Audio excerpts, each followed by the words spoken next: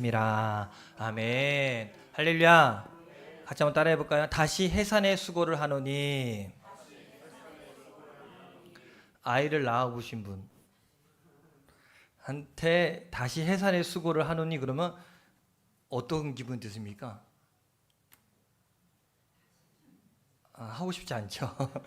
네. 여러분, 세상 모든 사람들이 가장 바라고 소망하는 것이 있다면 아마 그것은 행복일 것입니다. 여러분, 행복하십니까? 그럼 사람이 언제 가장 행복할까요? 언제 행복하세요?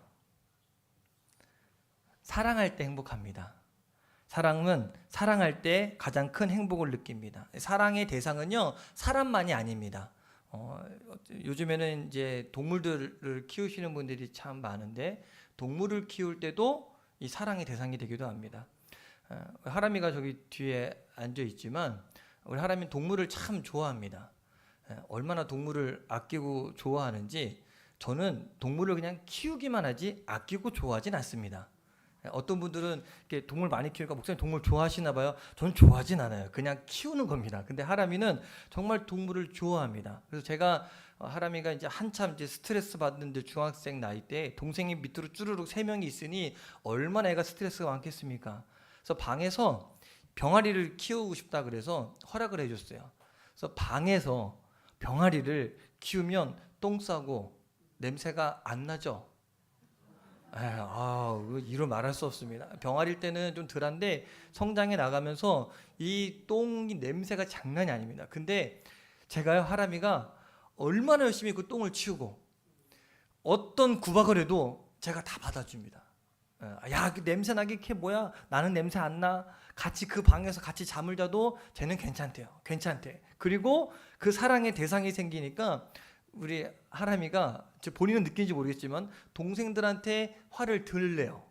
그리고 아이를 잘 키우는 걸 봤습니다. 그 대상이, 사랑의 대상이 동물이 될지라도 사랑을 할 때 어떡합니까? 행복함을 느낍니다. 식물일 수도 있어요. 그래서 어떤 분은 식물을 잘 가꾸시는 분들도 있어요. 그 대상이 식물일 때도 이 행복감을 느낍니다. 또 어떤 사람은 일이 사랑인 사람이 있어요. 그래서 일을 할 때 행복감을 느끼는 사람이 있습니다. 그 대상이 어떠하든 사랑은 사람을 행복하게 만듭니다. 여러분, 사랑하고 계십니까? 그 사랑의 대상이 지금 누굽니까? 저는 어렸을 때부터 교회를 참 사랑했습니다. 어렸을 때 성령의 임재를 경험했고 또 교회 가면 많은 사람들로부터 사랑을 받았습니다. 학교 가면 별로 칭찬을 못 들었어요. 공부를 잘 안 하고 맨날 사고 쳐서. 근데 교회 가면 그렇게 칭찬해줘요. 학교에서는 반장 한번 못했는데 교회에서는 항상 회장이었어요. 제가 교회를 사랑할 수밖에 없겠죠. 교회를 참 사랑했어요. 그래서 매일 교회 가서 학교 끝나면 와서 기도하고 가고, 학교 가기 전에도 가서 교회에서 들려서 기도하고 가고, 찬송하고, 혼자서 또 때로는 교회 청소도 하곤 했습니다. 교회가 제 놀이터이기도 했지만 제가 그렇게 사랑하는 대상이었습니다. 저는 그래서 하나님의 복을 많이 받은 사람입니다. 별로 이렇게 못 느끼시나 봐요. 저는 복을 많이 받았습니다. 제가 이렇게 하나님의 복을 받은 이유가 하나님이 사랑하는 교회, 예수의 핏값으로 세운 교회를 제가 사랑하기 때문이라고 생각합니다. 지금도 마찬가지입니다. 저는 교회를 사랑합니다. 여러분, 사랑은 위대한 힘입니다. 사랑하면 어려운 일도 거뜬하게 해냅니다. 부모가 자식을 키우는 것 사랑의 힘입니다. 여러분들도 아다시피 자식 키우는 거 결코 쉽지 않습니다. 밤에 잠을 제대로 잘 수 있습니까? 어디 편하게 밖에 나갈 수 있습니까?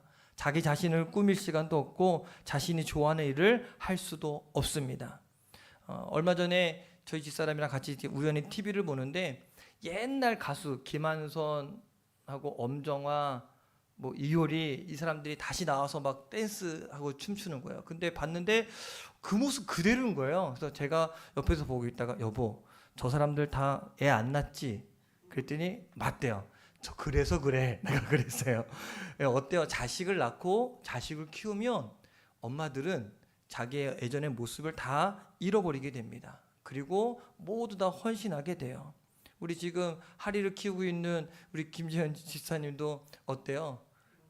왔을 때는 얼마나 꽃다운, 지금도 이뻐요.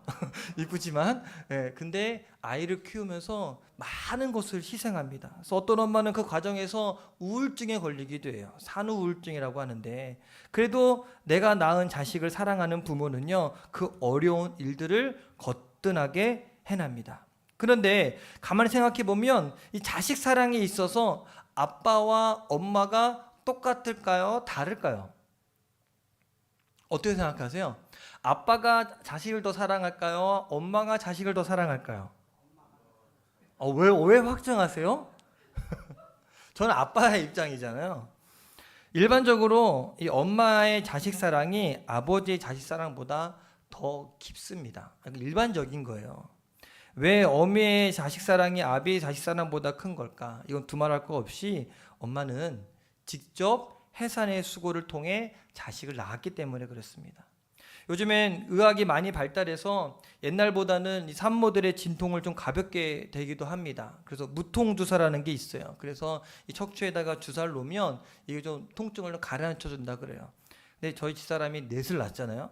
옆에서 제가 다 지켜봤잖아요. 마지막 넷째 때는 그 주사를 한번 맞아보자라고 맞았어요. 똑같이 아프대요. 근데 약을 잘 듣는 사람들은 좀 덜 아프다고 하는데 아프대요. 그리고 이 과학이 발달해서 이제 좀 배를 째고 나오기도 하지만 하나 안 되는 게 있습니다. 뱃속에서 10개월 동안 키워야 되는 거는 어쩔 수가 없습니다. 그래서 미리 나오면 어떻게 돼요?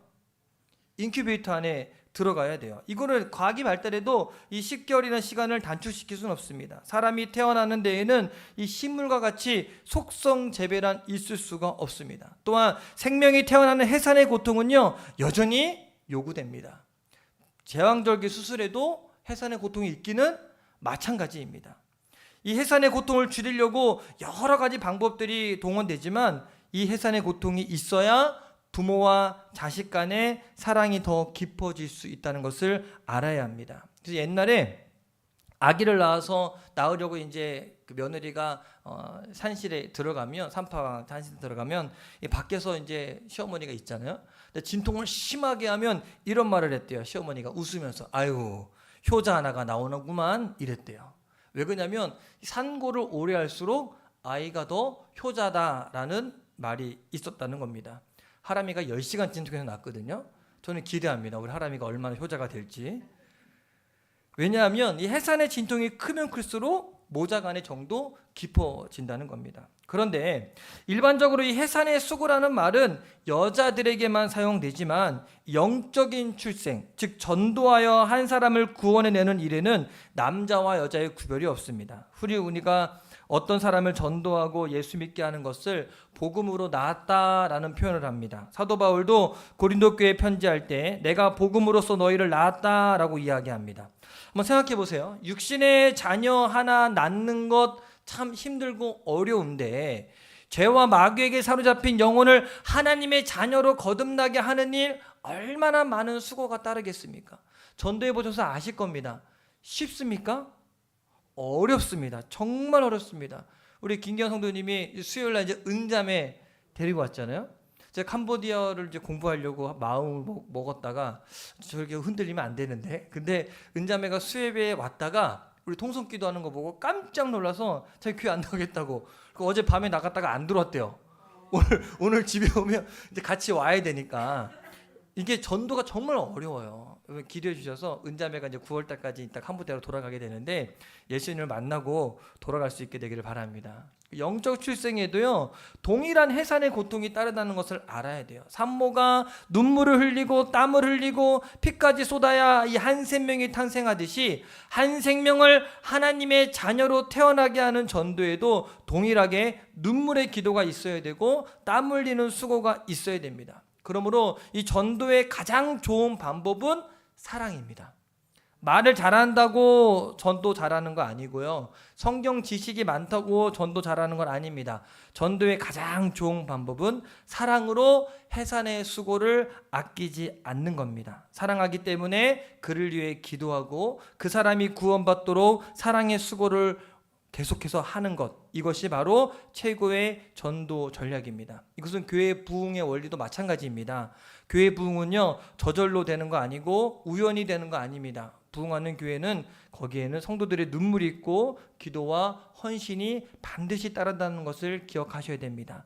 해산의 수고가 있는 그곳에 하나님은 부흥을 부어 주실 겁니다.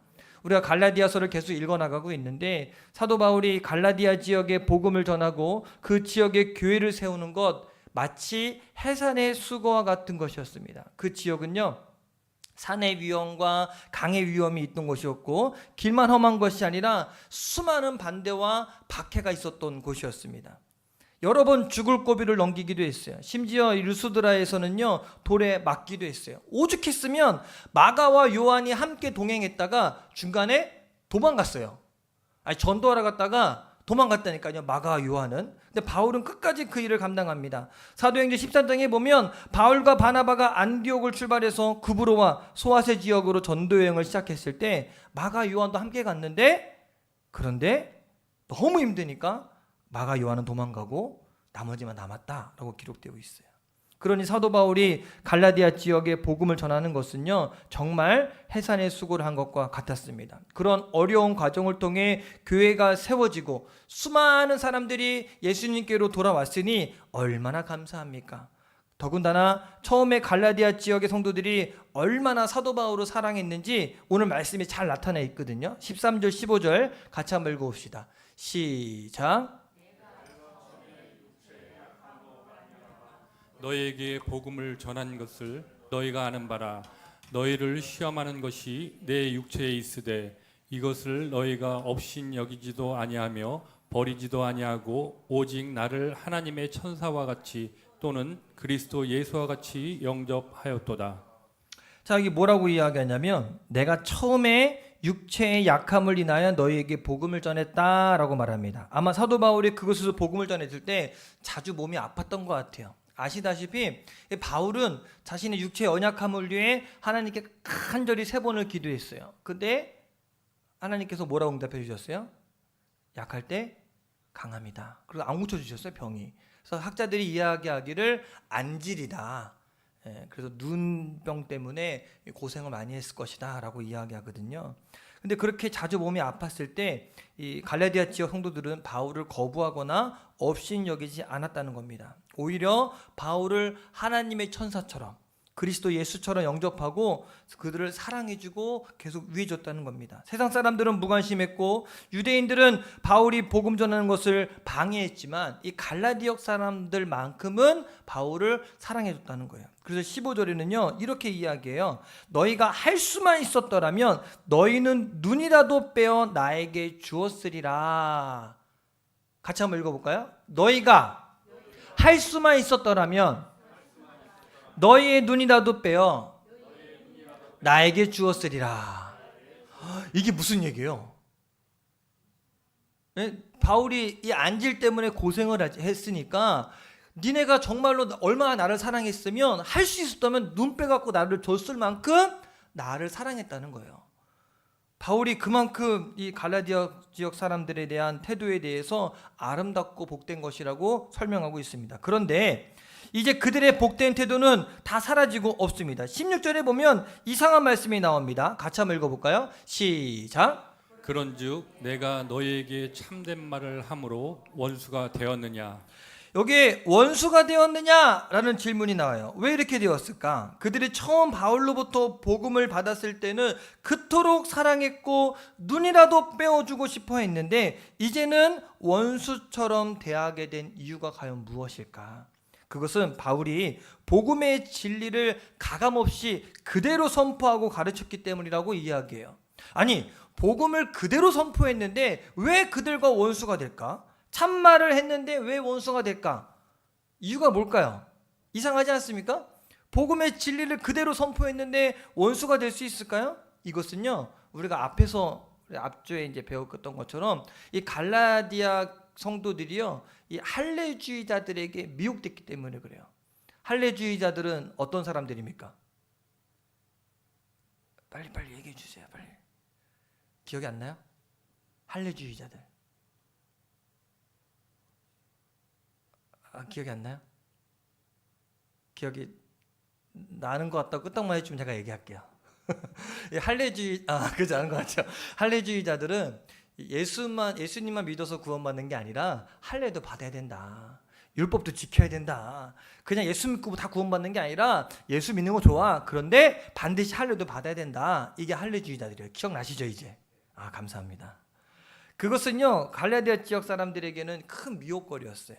사도 바울은요 이 할례주의자들에게 미혹되어 자신은 원수처럼 대하려는 그들을 생각하니까 마음이 너무 아팠어요. 그래서 그들에게 갈라디아 3장 1절에 이렇게 탄식하듯이 외칩니다. 같이 한번 읽어볼까요? 시작. 어리석도다 갈라디아 사람들아, 예수 그리스도께서 십자가에 못 박히신 것이 너희 눈앞에 밝히 보이거늘 누가 너희를 꾀더냐. 이 우리나라 성경에 우리말 개역개정에는 어리석도다라고 번역되어 있잖아요. 영어 성경에는 뭐라고 되어 있냐면 you crazy라고 되어 있어요. 너 미쳤냐? 어리석도다라는 약간 이렇게 점잖은 표현이죠. 미쳤냐 이거는 별로 안 점잖잖아요. 이게 뭔 얘기냐면 바울이 되게 격앙되게 이야기한 거예요.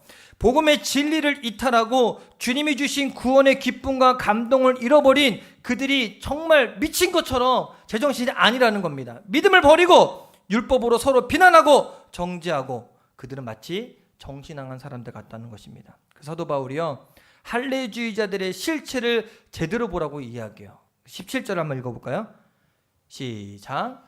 그들이 너희에게 대하여 열심내는 것은 좋은 뜻이 아니요 오직 너희를 이간시켜 너희로 그들에게 대하여 열심을 내게 하려 함이라. 자, 할례주의자들이 열심을 내긴 했어요. 어떤 일에? 좋은 일에 열심 낸 것이 아닙니다. 그들은 좋은 뜻이 아니에요. 그리스도를 위한 열심이 아니라 성도들의 마음을 얻어서 자기 편으로 만들고 그리고 사도 바울과 그들을 이간시키겠다는 것입니다. 여기 나오는 이간시켜라는 말은 헬라어로요 에클레이오라고 단어를 씁니다. 이 말은 제외시키다, 분리시키다라는 의미를 갖고 있어요. 즉 바울을 제외시키고 자기들의 이로운 대로 갈라디아 사람들을 현혹시켜서 자기들을 이로운 대로 끌고 가려고, 그들을 위해서가 아니라, 그들이 구원받기 위해서가 아니라 결국 누구의 욕심을 위해서요? 자기의 욕심을 위해서. 할례주의자들은 갈라디아 지역 성도들과 사도 바울을 분리시키고 그들의 마음에서 바울을 완전히 제외시키려고 했다는 겁니다. 그러나 이것은요 하나님이 기뻐한 일이 결코 아닙니다. 누가 좋아할까요? 마귀가 좋아하는 일입니다. 여러분 우리가 잘 구분해야 됩니다. 요즘에 유튜버가 많이 발달해서 많은 설교들이 있어요. 근데 어느 목사님이 진짜 잘 설교하고 못 설교하고 이거를 들어보면 이제 아시잖아요. 근데 저도 이제 가끔 이제 다른 목사 설교도 들어보는데 여러분 검증이 안 된 분들도 있어요. 그래서 이 사이비 이단 목사님들도 있거든요. 그러면 교묘하게 섞어서 듣고 좋은 말로 이렇게 해요. 근데 여러분 하나 분명한 건 뭐냐면 복음 이외에 다른 말을 하는 설교들은요 걸르시면 됩니다. 그래서 마치 목사를 우상화시키고 교회를 우상화시키는 설교들을 듣다 보시면 그냥 가감없이 꺼시면 돼요. 그리고 되도록이면 그냥 성경 읽으세요. 설교는 제 설교만 들으시고. 알겠죠? 네, 제가 잘한다는 얘기는 아니지만 왜 그러냐면 잘못하면 혼란스러워요. 그래서 그 설교 들을 시간에 성경을 읽으세요. 성경을 읽으시고 성경을 들으세요. 말씀 그대로를 읽으시고 말씀 그대로를 들으시는 것이 훨씬 나은 일입니다. 이런 사실을 알았던 바울이요 그들을 향한 새로운 결심을 이야기합니다. 19절 20절을 찾아서 한번 같이 읽을까요? 시작. 나의 자녀들아, 너희 속에 그리스도의 형상을 이루기까지 다시 너희를 위하여 해산하는 수고를 하노니 내가 이제라도 너희와 함께 있어 내 언성을 높이려 함은 너희에 대하여 의혹이 있음이라. 여기 사도 바울이 다시 해산의 수고를 하노니라는 말을 합니다. 이것은요 다른 복음의 도전 앞에서 이 갈팡질팡하고 있던 갈라디아 지역 성도들을 위해서 다시 해산의 수고를 하더라도 복음의 진리로 그들을 지켜내겠다는 겁니다. 아까 제가 설교 초입에 다시 해산의 고통 했더니 애 낳으신 분들은 고개를 절레절레 짖잖아요. 그 힘든 거를 다시 한다 그러면 할 수 있겠습니까? 쉽지 않죠. 결코 쉽지 않아요. 근데 마찬가지로 이 바울도 다시 하는 결코 쉽지 않지만 내가 한다는 겁니다. 왜? 그들을 사랑하니까. 그들이 잘못된 길을 가는 것이 올바른 일이 아니니까. 복음 전도도 끄시고 사명도 끄시고 하나님 나라의 운동도 끝나기 때문에, 여기서 진리를 잃어버리면 그러기 때문에, 그래서 자기가 다시 아이를 낳는 고통을 나에게 준다고 해도 그것을 감당하면서 그들에게 복음의 진리 위에 바로 세우겠다는 결심을 하고 있는 겁니다. 그런데 여기서 우리가 좀 주목해야 될 말씀이 있습니다. 여기에 너희 속에 그리스도의 형상을 이루기까지라는 말입니다. 따라해 볼까요? 너희 속에 그리스도의 형상을 이루기까지. 이 말을요, 이제 헬라어로 아크리스 유 모르포스의 크리스토스 엔 휘민이라고 읽을 수 있어요. 이것은 이제 개역 개정에서는 그리스도의 형상을 이루기까지라고 번역했는데, 직역을 하면 너희 속에 그리스도가 만들어지기까지. 마치 아기 뱃속에, 우리 지금 쿠티다 뱃속에 기쁨이가 만들어지고 있는 거잖아요. 자라고 있는 거잖아요. 그런 것처럼 우리 안에 그리스도가 만들어지는 거래요. 표현이 되게 시적이지 않습니까? 여러분 안에 예수님이 계십니까? 근데 그 예수님이 쑥 들어오는 게 아니라 예수님이 만들어지는 거래요. 할렐루야. 근데 아직 갈라디아 지역 성도들에게는 예수님이 온전한 모습으로 그들의 마음에 들어가지 않았어요. 완전히 다 만들어지지 않은 거예요. 그러니까 헷갈리고 흔들리는 거잖아요. 그러니까 바울이 이야기하기를 모르포스의 크리스토스, 그리스도가 만들어지기까지 계속해서 내가 너들에게 해산의 고통을 하겠다는 겁니다. 할렐루야. 진짜 그리스도인들은요, 내 안에 그리스도가 만들어지는 사람들. 따라해볼까요? 모르포세 크리스토스. 따라하시다 해볼까요? 모르포세 크리스토스. 모르포세가 만들어지다. 크리스토스, 예수님. 예수님이 우리 안에 만들어지다. 예전에 파리의 연인이라는 드라마가 있습니다. 이 드라마에 아주 유명한 명대사가 있습니다. 혹시 아십니까? 네, 얘기해 보세요. 네, 정확하게 아세요. 따라합시다. 내 안에 너 있다. 아주 유명한 대사예요. 사랑하는 여인을 바라보고 내 안에 너 있다. 이거 아주 유명해요. 이제 이렇게 고백합시다. 내 안에 예수님이 있다. 모르포세 크리스토스. 내 안에 예수님이 만들어지는 겁니다. 내 안에 누가 있다? 이게 사랑하는 여인들이 사랑을 하면 이 안에 누구로 가득 찹니까? 사랑하는 사람을 가득 차요. 그래서 코딱지가 금딱지로 보이고 고춧가루가 금가루로 보입니다. 별로 이렇게 동의를 안 하시군요. 근데 사랑이 식으면 어때요? 칠칠 맞게 코 좀 닦고 다녀. 이게 되는 거거든요. 이게 뭐냐면 믿음의 삶에도 마찬가지라는 거예요. 예수님을 사랑하면 사랑할수록 내 안에 예수님으로 가득 차게 된다는 거예요. 늘 예수님을 생각하게 되고 예수님을 닮아가게 되고. 제가 저희 집사람이랑 닮았다는 얘기를 굉장히 많이 듣습니다. 저는 이씨고 저희 집사람은 신씨입니다. 저는 강원도 인제 출생이고 저희 집사람은 서울 태생입니다. 닮을 일이 있을까요? 없을까요? 없어요. 근데 사랑하니까 닮아요. 예배 전에 우리 재은 집사님이 얘기하다가 저한테 그래요.